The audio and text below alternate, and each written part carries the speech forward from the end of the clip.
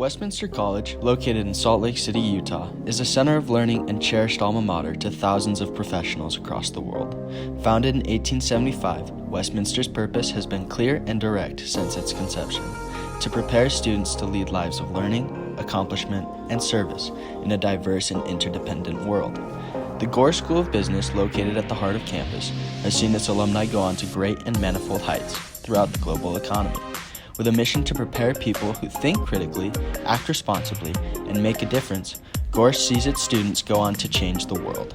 The following is a series of interviews featuring recent and near-term graduates of Westminster College's Bill and Vive Gore School of Business, hosted by Professor Richard Haskell.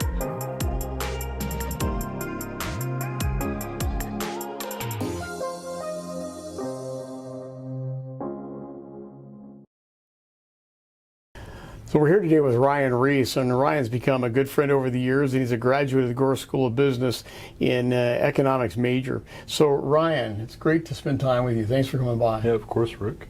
So I want to start by you talking about what brought you to Westminster. I mean, you're a smart guy, and you communicate very well. You present yourself great. You could have gone to almost any college in the country. Why Westminster, and why the Salt Lake marketplace? So what attracted me most about Westminster is the intimacy of the academic setting. I remember when I came here as a senior in high school, I met Sid, John, and Hal all on the same day, all three large members of our economics department here at Westminster. Yep. And I really like that atmosphere, and the fact that my largest class size, I was told, was only going to be about 50 people at a maximum, and I think it was less than that. I think it was probably was a lot less than that. Maybe around 30 to 40 in our 101 class. Yep. Very first semester. And so that really attracted me to it. And then also seeing that the Salt Lake marketplace, as we've seen now, couldn't maybe have predicted it when I started, but just how much it's booming. And we're seeing a lot of people moving in from New England area, New York, California, that are bringing a lot more business, both from whether it's the technology side or the finance side. And so it's made it a great marketplace to go ahead and grow as a young professional. So where did you come here from? So I've lived in Utah for the past, 12 years now. Okay. So I went to school up in northern Utah and then toured a few places out east, then Westminster and the U, and Westminster definitely drew me the most. So you began your Westminster academic experience with that Business 101 class, right? Correct. And do I remember correctly, that may have been the first semester we ran that class? It was the first with Gail and us. Yeah, Gail Amandana, who's now gone into the Midwest teaching, and I'm still here, of course. And that was our first semester. We taught two sections of that class. Gail and I taught one, and then Elise Morton and David Perry taught another. Right. What was interesting about that class to you? I think the structure of it, you felt like you were at an actual company. Yeah. Just the way we structured it, we had an interview process in the beginning. You got to select your preference on whether you wanted to be on the accounting and finance team or the marketing team.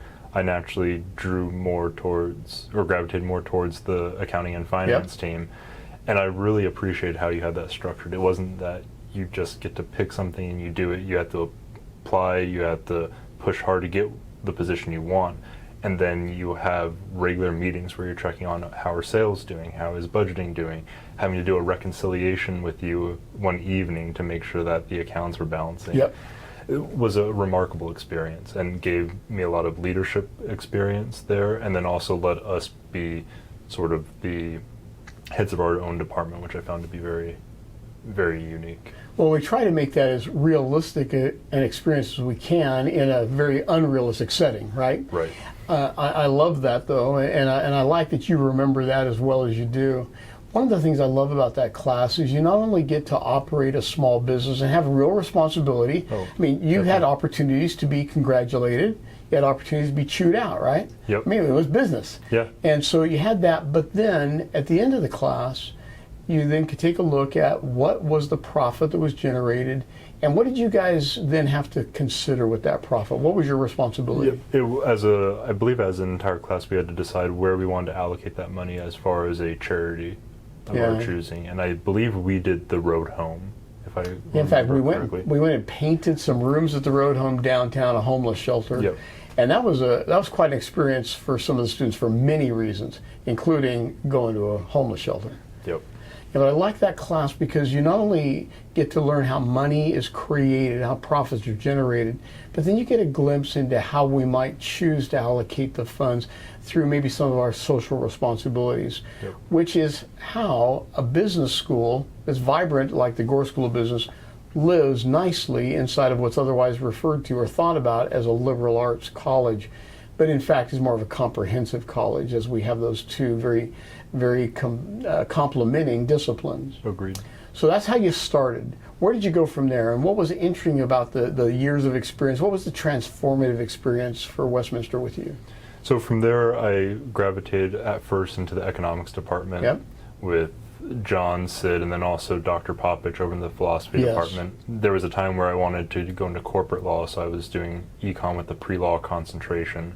But I think it was either halfway through my junior year or my senior year, you were slowly planting the bug of finance, because I would go to you during your office hours and we would chat.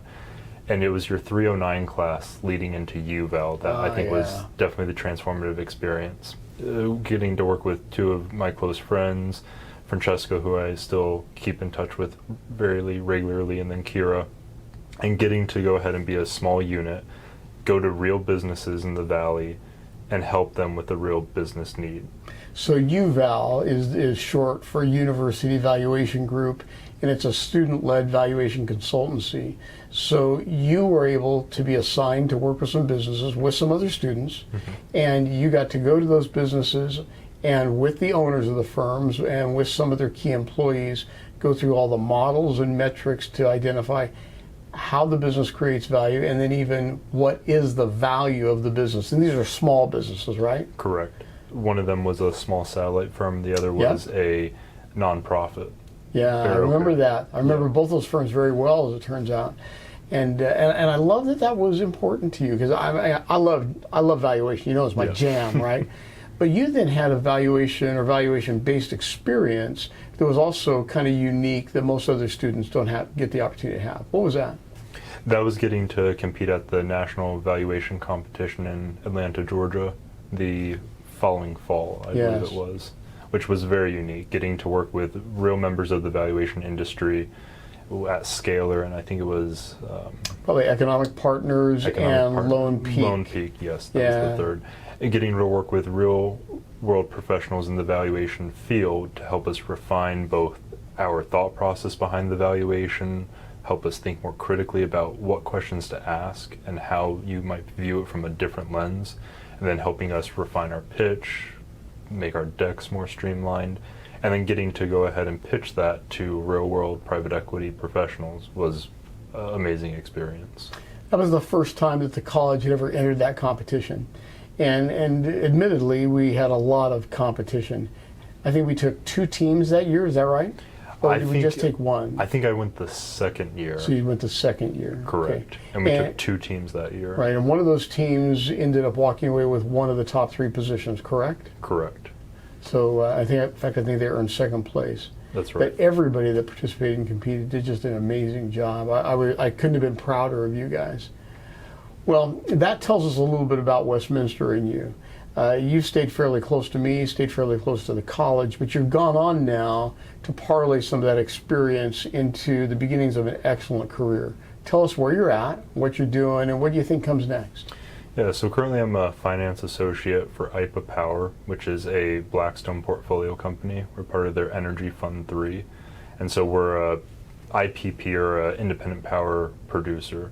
So we're a development shop that will do both buy-side, sell-side for renewable assets, as well as our own greenfield development.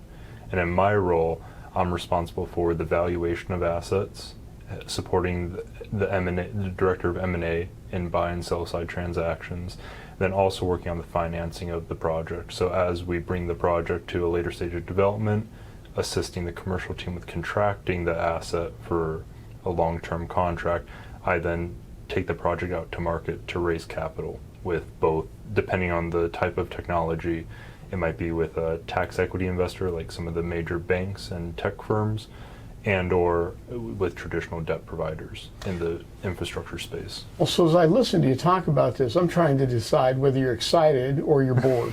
So which is it? I mean, you're out in enterprise now. I mean, you're getting the work done. Is that exciting? Is it just really mundane? What is finance and economics like outside of the college setting? It's very exciting, I would say. You get to see, at least in my field, you get to see a lot of different projects. It's a lot of things are on very tight timelines, but it's a mix. So M&A, we'll see sometimes we'll need to turn around a full pitch in a day or two. Yeah. Whereas for the development side, you really get to see building something from nothing, and it might be a 4 to 5 year process, but you can truly see where you go select a site in the middle of nowhere, and in a couple of years you have a full project that's producing electricity, selling or putting it onto the grid, which is very exciting to see. Well, and here you are. You went to Little Westminster College. It's kind of in the shadow of the University of Utah, but we're a very different school, and we have a great business school, and you're a great example of our business school. And you developed a great group of peers as well. And you mentioned Francesca Scapello, and Francesca's gone on in international banking and investment banking, and I believe is now in New York. Yep. With Kira. And I don't know what Kira is doing at the moment. Do you know where she's at? Last I talked with her, she was at Goldman still. That's what I thought as well. In fact, Francesca was with Goldman as well, right? Yep, and now she's with Citi. Yep. And then Matteo, who I'm still pretty close with, he just left Goldman, I think a month or two ago. Very recently. And now he's at Meridian Capital. So. And he started with Discover and then went to Goldman, and now he's Correct. at Meridian. And here you are, you're part of the Blackstone world, and that's a huge name in private equity. In fact, it's the name in private equity. Let's be honest with each other. So tremendous opportunities, and you must be just killing it. It's an exciting time, and I think as hard as I worked, I was also very lucky finding the renewable energy industry as young and as early in it as I did. I mean, it was actually Sid who recommended me to an internship in Salt Lake. That internship recommended me to the first job. Yep. Big merger, was able to take advantage of that merger. And then I left that firm and came to my current one. And so I found the industry, as well as all the relationships I built on the way, have been really critical to me getting to where I am. Well, and you've done the heavy lifting. I mean, let's be honest. So, interesting world we're living in, right? 100%. Lots going on. What is the most poignant to you? What's the element you think is driving what was going to affect your future? So I would say, I think I'm a little insulated from the turbulence that we're seeing currently in the market. Okay. Just given infrastructure, I would say in general it's different compared to some other large finance fields, i.e. investment banking or private equity, hedge funds, just because we're signing up long-term contracts. You're always going to need energy, and it has a very infrastructure. When I say infrastructure, the type of investors you see, some of them are more risk-taking, whereas some of are more risk-adverse. And so you have a lot of smart money in the space, and so I think long-term it has great stability. And with the some of the more recent legislation we've been seeing over the past couple of years, the current administration, there's a big focus on clean energy.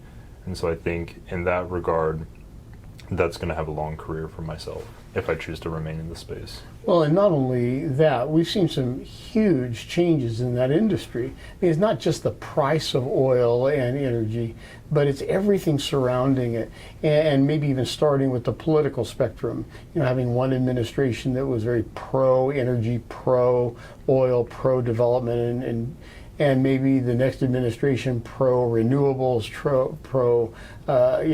being more responsible with the environment, and that's a big shift. But now we're seeing legislation that maybe causes us to think about shifting again. Tell us about that legislation and what you see there. Yeah, so it's this recent piece of legislation that just came out of the Senate called the Inflation Reduction Act.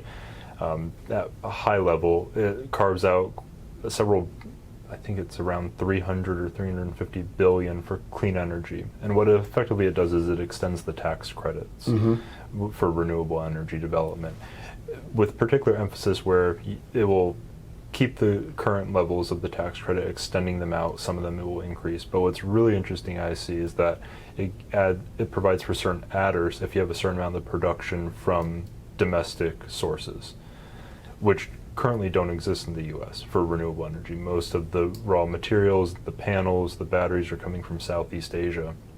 And I think with what we've seen with COVID, disruptions in the supply chain, the war in Ukraine, we're seeing a lot of turbulence that I never thought I would be looking at lithium index grade 99% right. indexes on a daily basis, or concerned about, well, with how long shipping leads are, do we need to pay a little more to move the container into the middle so we don't have to worry about the shipper going ahead and sending it over the side in rough right. seas.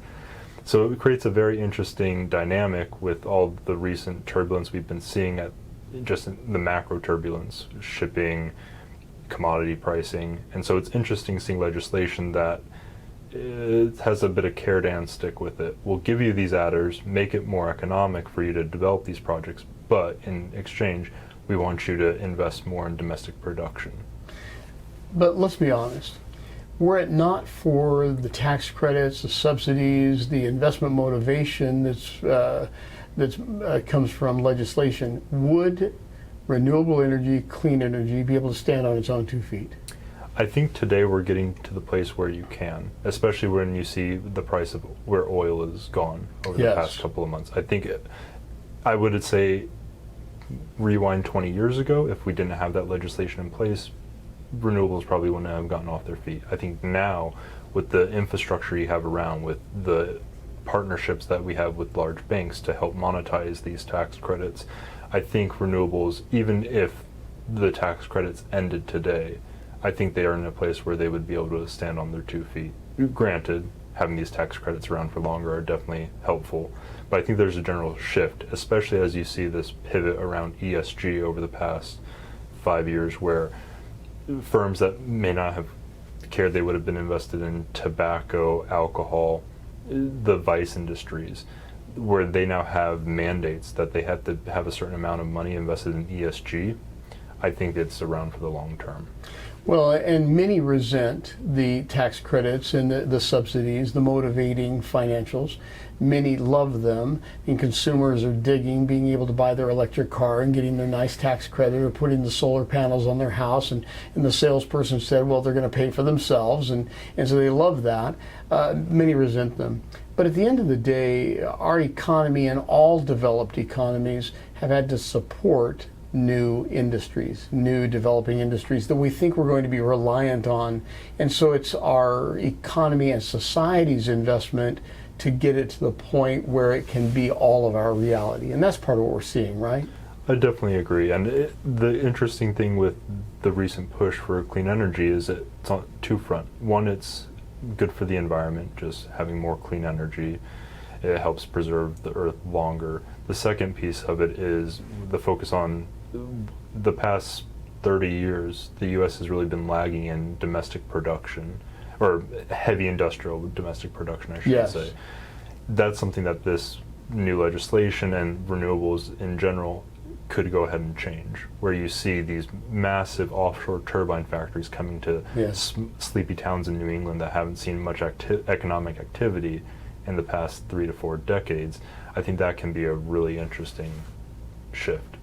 Well, it is a shift, and all shifts bring with them some disruption.